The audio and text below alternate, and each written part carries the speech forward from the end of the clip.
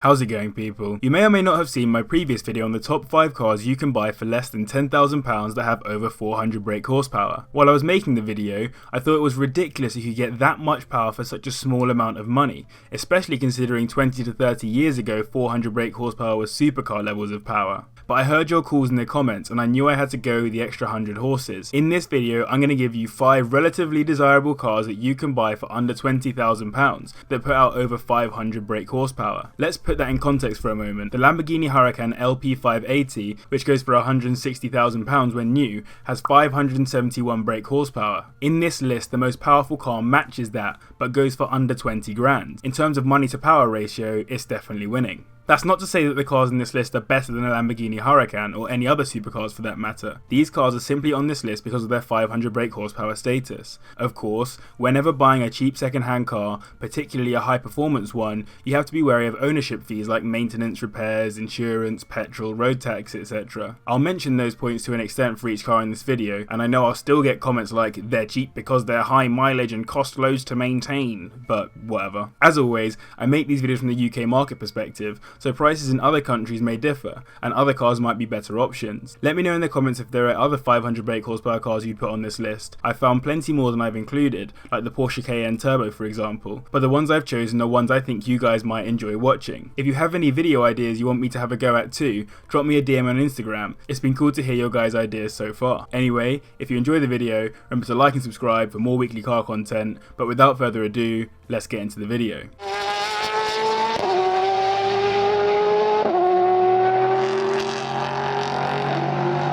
Starting us off at number 5, we have one of my personal favourites, the X150 Jaguar XKR, and more specifically, the supercharged 5-litre V8 model that puts out 503 brake horsepower, taking it from 0 to 60 in just 4.6 seconds, and a huge top speed of 174 miles per hour. Differently engined versions of this rear-wheel drive monster have appeared in previous videos, but this is certainly the most ridiculous one so far, and for less than 20 grand you're getting one serious car. The car was designed by Ian Callum, the same man that designed the Aston Martin DB7 and the Vanquish. If you really squint, you can kinda see the similar lines or design styles between the cars. Funnily enough, the car was also loosely inspired by the 1961 E-Type Jag, an iconic British classic car, with the front in particular being designed as a modern version of this classic beast. It was originally displayed as a concept car in the 2005 North American International Auto Show in Detroit under the name Jaguar Advanced Lightweight Coupe, which is fitting as it does include a new at the time all-aluminium monocoque to help reduce weight. If you're slightly more strapped for cash, then you can pick up a high mileage model for as little as £14,000, though if you're looking to spend around £20,000 then you'll get a 2009 model with around 60 to 80,000 miles on it, depending on the service history. If you're interested in getting the facelifted 2011 model, which features some front and rear styling changes as well as some internal trim changes, then you'll be looking to spend a little over the budget for this video, at around £24,000. It still has the same power output, so if you're just looking to get that 500 brake horsepower figure, then that's less of an issue. In terms of reliability, the supercharged V8 can begin to rattle at around 50,000 miles if oil services have been neglected or the wrong oil has been used altogether. The thermostat has also been known to fail, which can lead to overheating. Electric issues cause some XKRs to constantly have their cooling fan on, which can lead to the dashboard warning light coming on, which really isn't ideal. Finally, some owners mention keeping the car on a trickle charger when not in use, as the batteries like to die quickly and should be replaced once every 4 years. There are a few other issues to mention, but funnily enough the XKRs are generally considered to be quite reliable. The only common problem I could really find from the owners was not enough noise, hence a wealth of aftermarket exhaust to throw on the car. Overall I really like the XKR, and from this list I would probably consider it to be one of the more luxurious cars. 503 brake horsepower and a supercharged V8, if only Top Gear hadn't labelled it as uncool on the cool wall back in the day,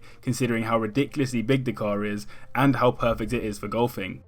Coming in at number 4 is not one, but 2 cars which I felt could be grouped together due to the fact that they share the same engine, the E60 BMW M5 and the E63 or E64 BMW M6. They both share the 5-litre V10 S85 engine which puts out 507 brake horsepower to the rear wheels, taking them both from 0 to 60 in around 4.5 seconds. Interesting point to note, both cars are only available with the SMG3 7-speed automatic gearbox in every market except the US, where a 6-speed manual is also available, but in very limited quantities. As a manual nut myself, this is pretty sad, and I think a manual version of these cars would probably have done very well in the UK market at least. Interestingly though, while the SMG3 gearbox was available in both the US and other markets globally, the launch control system available for the US was significantly less bonkers than the one provided for Europe, with the latter being allowed to launch at 4,000 RPM RPM and the former only 1500 RPM. A further point to note is around the engine. The S85 that sits under the bonnet is in fact BMW's first ever and last production V10, and the first petrol V10 to be available in a production saloon. It was also inspired by BMW's previous involvement in Formula 1, as at the time these two cars came out, BMW had just moved from a deteriorating relationship with Williams to buying Sauber, which proved very beneficial for the Sauber team for the first couple of years at least. Theoretically, delimited, the engine could take either of the cars to a top speed of 204 miles per hour, which is hitting supercar territory. You can pick up an M5 for as low as £10,000 for a high mileage model, but for 20 grand you'll be looking at a 2009 model with around 60,000 miles on the clock. Not bad at all. In terms of the M6, it's a similar story, with high mileage models going for around 10 grand as well, but 20 grand bagging you an 07 plate with as little as 40,000 miles. Very decent indeed for a V10 with over 500 horses. The S85 engine is not without its own reliability issues, however. There is a common issue of premature wear on the connecting rod bearings, which should be changed around every 50,000 miles to be safe. Another system that a few owners note problems with is the VANOS system, which is essentially BMW's version of variable valve timing. A few articles on the reliability note that buying an M5 or M6 could potentially be financial suicide if anything goes wrong with the engine, and suggest that things often do go wrong, with a couple of owners suggesting they feel very nervous every time they drive their cars. So if you're willing to commit a lot of time and money to looking after the car, both the M5 and M6 can be a slightly more budget route into V10 ownership and into the 500 brake horsepower club. I personally would be a little wary of the potential for that S85 to go wrong, and I'm not a huge fan of the automatic gearboxes, but nonetheless a beastly pair of cars and well worth a place on this list. The third most powerful car on this list is seemingly every Mercedes-Benz under the sun. Normally I discuss maximum maybe 2 cars in a section, but when it comes to these MERCS, they could fill the entire list on their own, as they all easily put out over 500 brake horsepower and go for under 20 grand. The CL600 puts out 509 brake horsepower and sells for a minimum of 15 grand. The CL55 compressor AMG puts out 500 brake horsepower and sells for the same price. The newest CL63 AMG puts out 517 brake horsepower and goes for around 14 grand. The CLS63 AMG puts out 509 brake horsepower and goes for as little as 14 grand as well. The S600L puts out 509 brake horsepower and goes for 13 grand. And the E63 AMG puts out a very decent 506 brake horsepower and goes for around 13k as well. And the worst part is I'm probably missing out other MERCS that also fit into this 500 club. It's absolutely insane what you can get from these beasts. In my personal opinion, the W211 E63 AMG provides the best all-round package from these cars, considering it has the quickest 0 to 60 at around 4.3 seconds, and yet has 4 doors and even comes in an estate version. It also looks the best in my opinion, but again, feel free to disagree. It was heralded by many auto journalists as one of the quickest sports saloons in the world,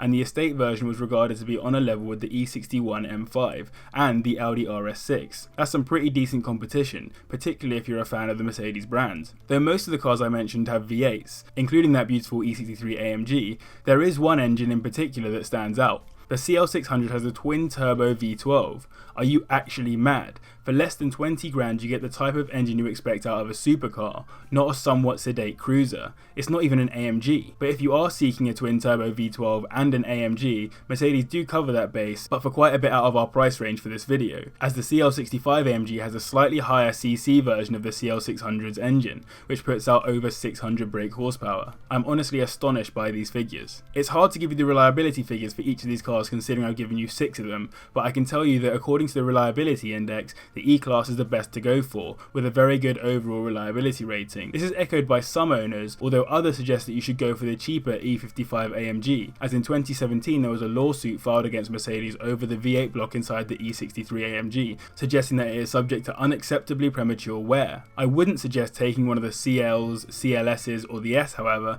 as they have absolutely diabolical reliability ratings on the index, with the CL in particular having one of the lowest scores I've seen since starting this channel, and an average repair bill of over a grand. I found it quite difficult to find any owners' reviews of the cars though, so if anyone watching owns one, definitely let me know in the comments, I'd be interested to find out. Anyway, a strange one I know for third place. I usually don't give you that many cars in an entire video, let alone in one number, but I felt I couldn't leave any of them out. The bunch of Mercedes-Benzes take a well-earned third place on this list.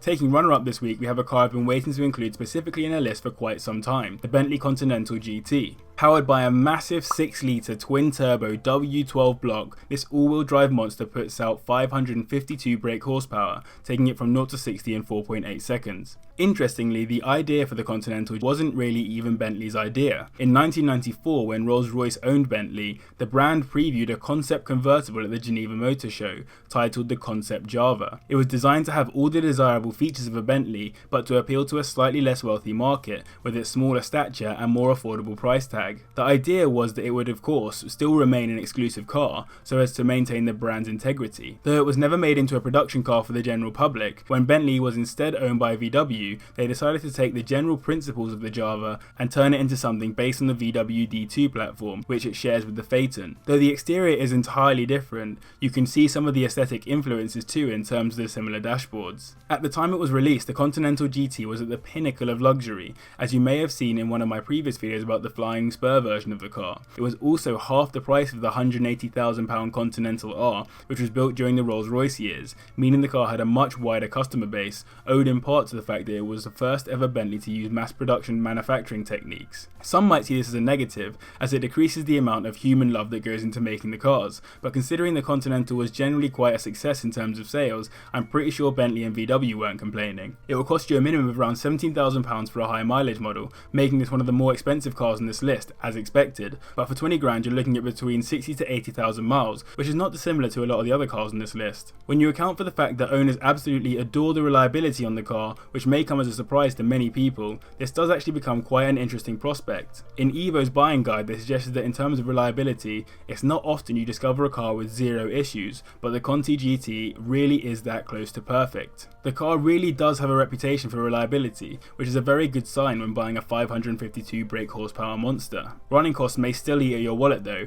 as the car does less than 20 miles per gallon for the very light of feet, and servicing costs are still going to be Bentley prices rather than VW prices. Overall though, a car that I personally am very fond of given its insane power and what it has done for the Bentley brand. Surprising in fact that it's not number one on this list, but that goes to a car with a ridiculous number above the 500 brake horsepower mark. Taking a well-deserved first place on this list is the C6 Audi RS6 Quattro TFSI, which shares the Lamborghini Gallardo's 5-litre twin-turbocharged V10 that puts out 571 brake horsepower, matching the Lamborghini Huracan LP580 as I mentioned in the start of the video. It does 0 to 60 in just 4.4 seconds, which is just staggering for an estate. Apologies to any of you in the US, the C6 RS6 was never offered in North America, as Audi decided estates don't do so well in that market, and considering 6,500 of the 8,000 models produced were estates, it didn't make financial sense for the company. This means that if you want a piece of this generation of Audi in the US, you'll have to make do with the S6 instead.